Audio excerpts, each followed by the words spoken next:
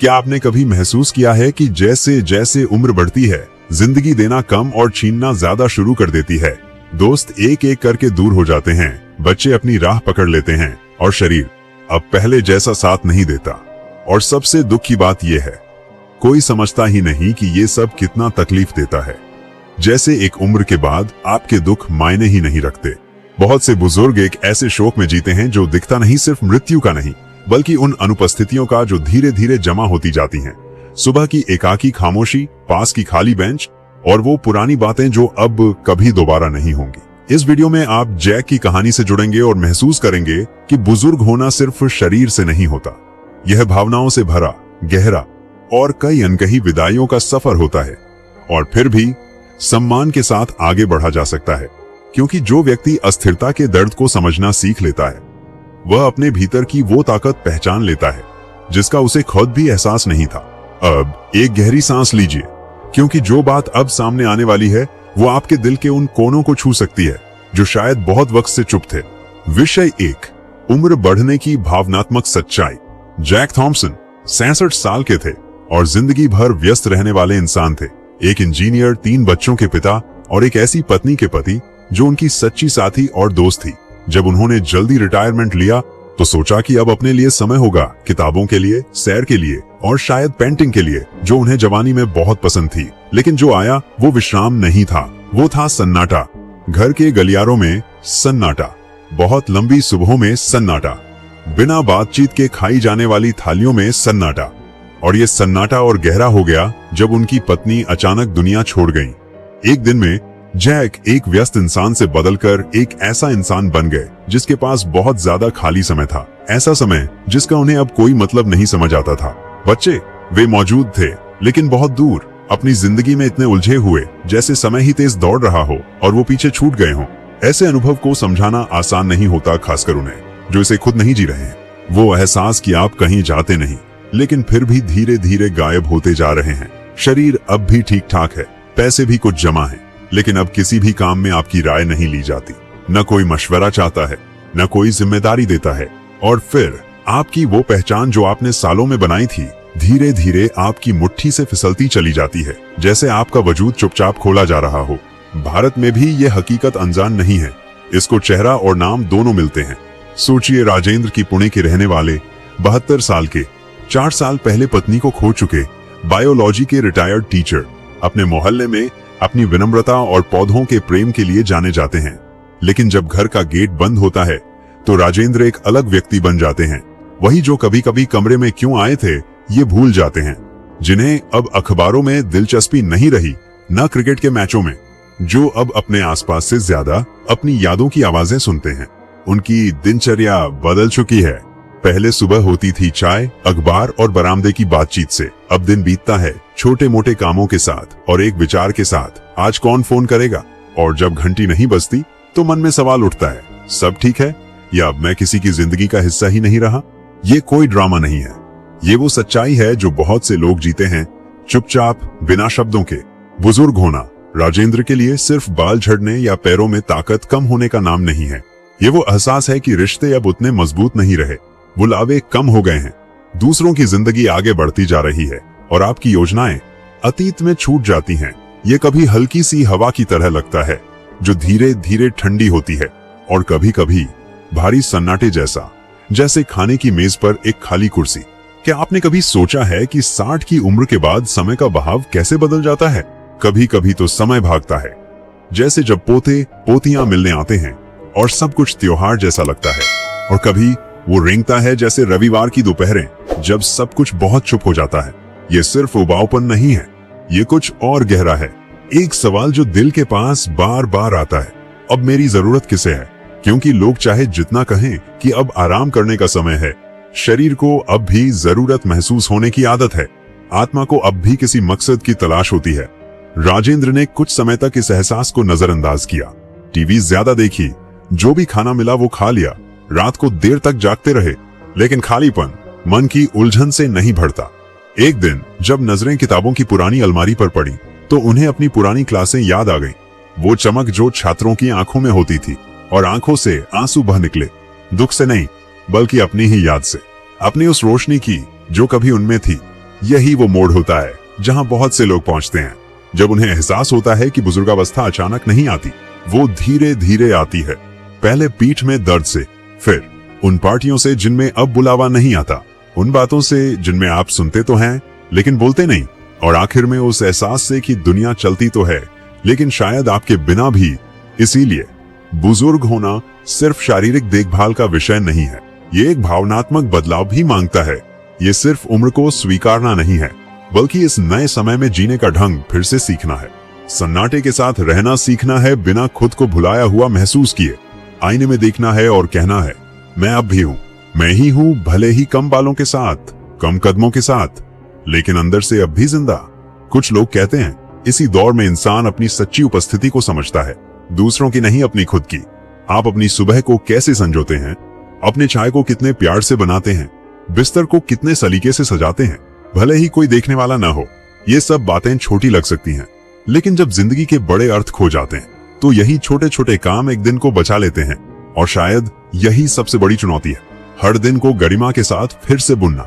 जहां कभी कार्य था वहां अब अर्थ खोजना, व्यस्त दिनचर्या की जगह अपने भीतर की आवाज को सुनना, ये समझना कि सन्नाटा भी साथी बन सकता है अगर उसमें अकेलापन नहीं, पूरा होना हो।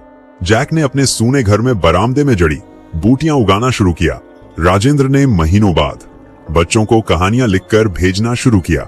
छोटी छोटी बातें, लेकिन वही जो पुराना एहसास लौटा देती हैं कि अब भी कुछ देने को बचा है, कि दिल इतनी खोई चीजों के बाद भी फिर से जग सकता है। क्योंकि सच तो यह है, बुजुर्गावस्था केवल वो नहीं लेती जो आपके पास है, वो आपको ये दिखाती है कि आप कौन हैं।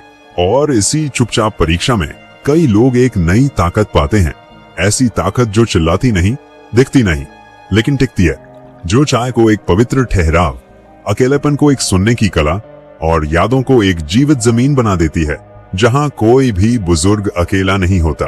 और जब दर्द हर कोना भर देता है तो दिल चुपचाप एक नया तरीका ढूंढने लगता है जीने का। विषय 2, जीवन के अंत में लचीलापन और नया जन्म। अब एक वृद्धाश्रम में रह रहे जैक को सुबहों से ज्यादा उम्मीद नहीं थी। घड़ी धीरे चलती थी और शरीर उससे भी ज्यादा। लेकिन एक आम दिन में चाय की प्याली और गलियारे में झाड़ू की आवाज के बीच वहां एक नया निवासी आया। नीची नजरें, थका हुआ चेहरा, कोई सामान नहीं, सिर्फ एक पुराना कंबल और वो नजरिया जो कहता था, मैं भी सब कुछ खो चुका हूं। जैक ने वो सन्नाटा पहचाना, वही सन्नाटा जो कुछ महीने पहले उसके अंदर भी था। और जाने अनजाने उसने हाथ बढ़ा दिया, टेबल पर एक कुर्सी दी, एक सरल सी बात पूछी, चाय पिएंगे? कई बार पुनर्जन्म की शुरुआत बस यहीं से होती है। जो हुआ वो कोई चमत्कार नहीं था, ना ही कोई फिल्मी कहानी, वो था सामान्य जीवन का सौंदर्य। जैक ने अपने नए साथी के साथ छोटी छोटी जिम्मेदारियां बांटना शुरू किया। बरामदे में पौधों की देखभाल, रेडियो पर पुराने गाने चुनना। और इसी सादगी में जैक के भीतर कुछ बदलने लगा। दर्द गया नहीं, लेकिन उसका रूप बदल गया। अब उसमें अपनापन भी समा गया। जहां पहले खालीपन था, अब वहां थोड़ा स्नेह भी था। शायद ये सब आपको छोटा लगे, लेकिन क्या आपने कभी महसूस किया है कि किसी की देखभाल करना आपके भीतर रोशनी जगा देता है? चाहे आप थके हुए हों, चाहे लगे कि अब देने के लिए कुछ बचा नहीं, देखभाल आपको फिर से दुनिया से जोड़ देती है। जरूरी नहीं कि कोई बड़ा काम हो, कभी सिर्फ किसी अकेले को फोन करना, कभी फार्मेसी के लड़के से 2 बातें करना, या बहू को ईमानदारी से तारीफ देना जब वो शाम को जल्दी जल्दी आई और चली गई।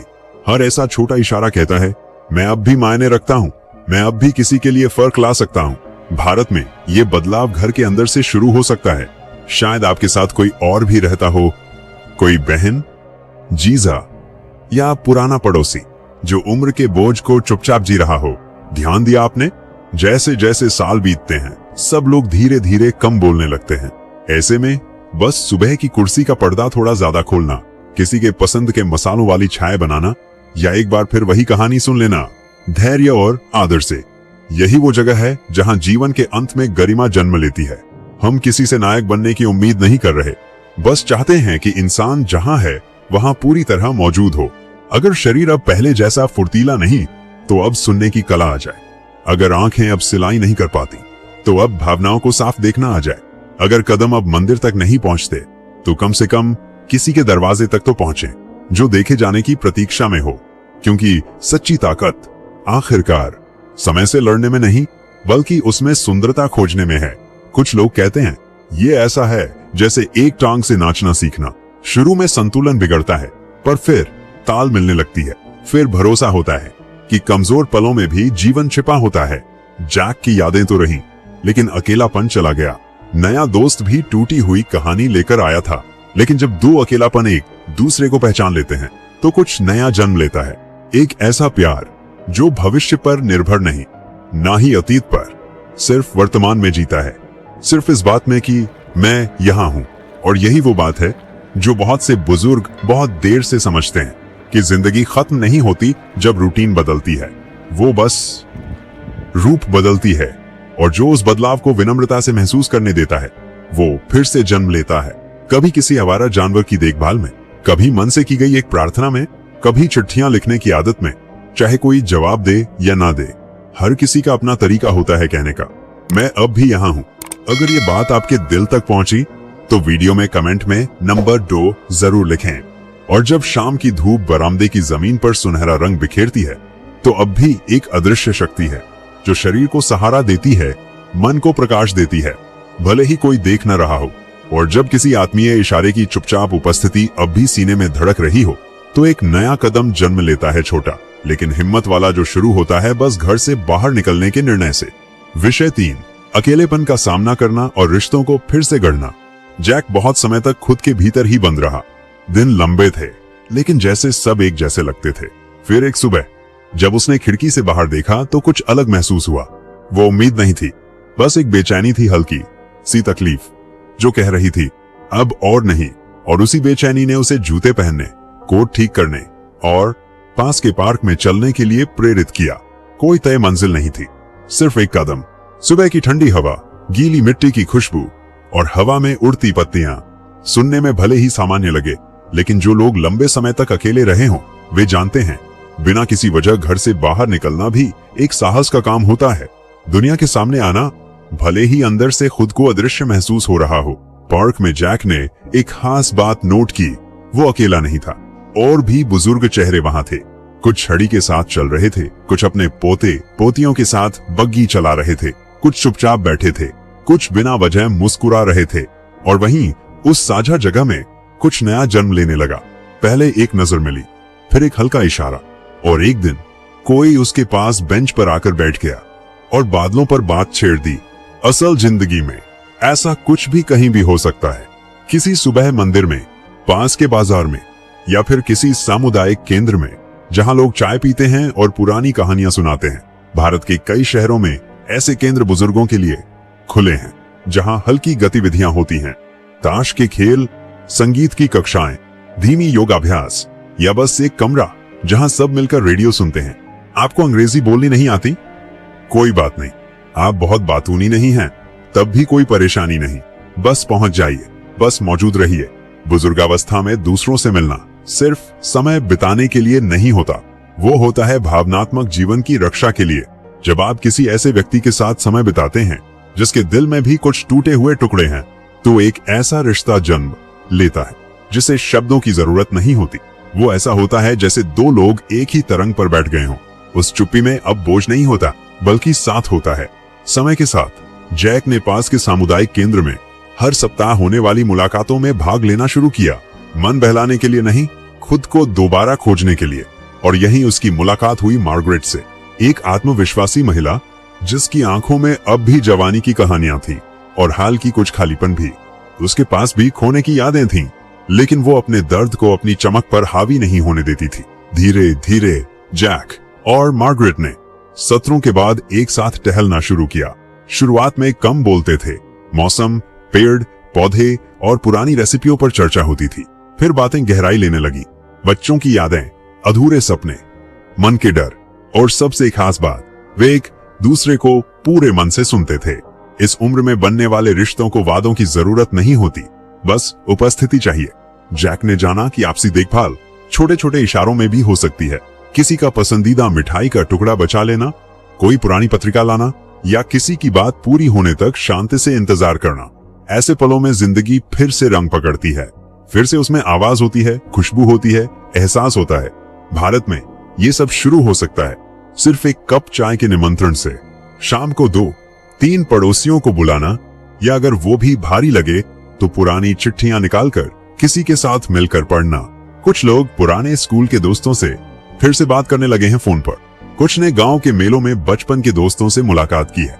रिश्ते मिटते नहीं हैं, बस उन्हें फिर से बुलाने की जरूरत होती है, धीरे और प्रेम से।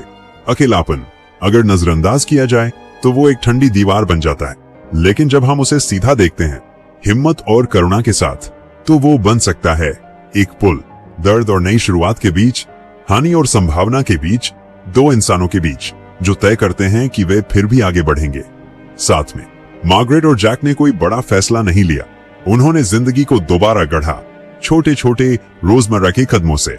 एक चाय, एक सैर, एक सच्ची बातचीत, और इस तरह जो कभी अंत लगता था वो एक नई शुरुआत बन गया, धीमा, परिपक्व, लेकिन अब भी सच्चाई से भरा हुआ। और अगर दिन के अंत में पार्क की वो बेंच किसी ने भर दी हो, तो शायद इसका मतलब है कि दिल ने फिर से कोई ठिकाना पा लिया है, जहां वो आराम कर सके बिना किसी जल्दी के, जहां वो याद कर सके कि सबसे जरूरी रिश्ता वही है जो अब भी बनाया जा सकता है। और जब पुराने रिश्ते फिर से जुड़ने लगते हैं और दिल किसी की मौजूदगी से फिर से गर्म होने लगता है, तो आत्मा के भीतर कुछ शांत होना चाहता है। लेकिन ये वो सन्नाटा नहीं है जो खालीपन लाता है, ये है ध्यान का सन्नाटा। विषय 4, जीवन, प्रेम और स्वीकार्यता पर मनन। समय बीतने के साथ जैक ने जाना कि जिंदगी कोई सीधी रेखा नहीं है, यह एक वृत्त है।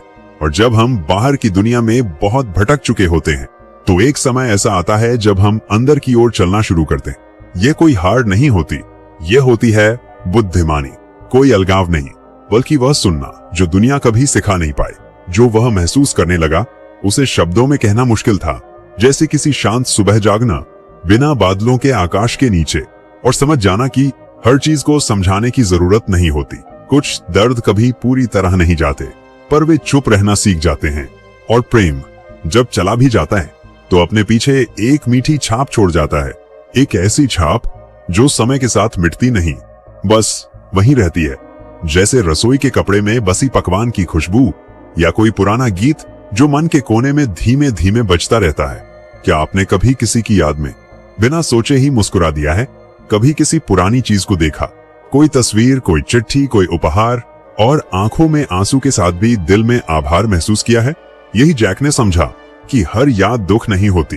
कभी कभी यादें बस ये कहती हैं, हमें कुछ सच्चा मिला था और वो अब भी जिंदा है। उसने ये भी स्वीकार करना सीखा कि कुछ रिश्ते हमेशा के लिए नहीं होते, और ये भी ठीक है। लोग आते हैं, अपना किरदार निभाते हैं और फिर आगे बढ़ जाते हैं। जैसे बच्चे बड़े हो जाते हैं और कम आने लगते हैं, जैसे दोस्त किसी और शहर चले जाते हैं, जैसे प्यार अपना समय पूरा कर लेता है। हाँ, इसमें दर्द है, लेकिन ये भी प्राकृतिक है। जैसे मौसम बदलता है बिना पूछे और फूल बदल जाते हैं। जो महत्वपूर्ण है, जैक ने जाना, वो ये नहीं कि आप किसे रोक पाए, बल्कि ये कि आप उन अनुभवों को ईमानदारी से महसूस करें। जब रोना आए, रो ले। जब हंसी आए, हंस लें। धीरे धीरे सांस लें, बिना अपराधबोध के छांव में बैठें। चेहरे पर हवा को महसूस करें जैसे कोई आशीर्वाद हो।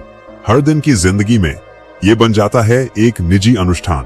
शाम को एक दीपक जलाना, बिना किसी खास वजह के, आंखें बंद कर प्रार्थना करना, कहने से ज्यादा महसूस करते हुए। या कोई पुरानी अपनी पसंद की डिश बनाना, सिर्फ अपने लिए, पूरे मन से। थोड़ा सा घी वाला चावल, सादा दाल, या दिन के अंत के लिए बचा कोई मीठा टुकड़ा। क्योंकि देखभाल के लिए दर्शक नहीं चाहिए होते, बस मौजूदगी चाहिए। जैक ने दूसरों से यह उम्मीद करना भी छोड़ दिया कि वे उसके मन की सब बातें समझें। उसे समझ आया कि हर बात को समझाया नहीं जा सकता, और इस स्वीकार्यता में एक अनोखा सुकून है। कुछ भावनाएं वैसी होती हैं जैसे किसी के नाप की सिलाई, जो सिर्फ पहनने वाले को ही ठीक लगती हैं। उन्हें उधार नहीं दिया जा सकता, अनुवाद नहीं किया जा सकता, और यही ठीक है। उसी बिंदु पर जैक ने एक दुर्लभ चीज को सहेजना शुरू किया, भावनात्मक आत्मनिर्भरता।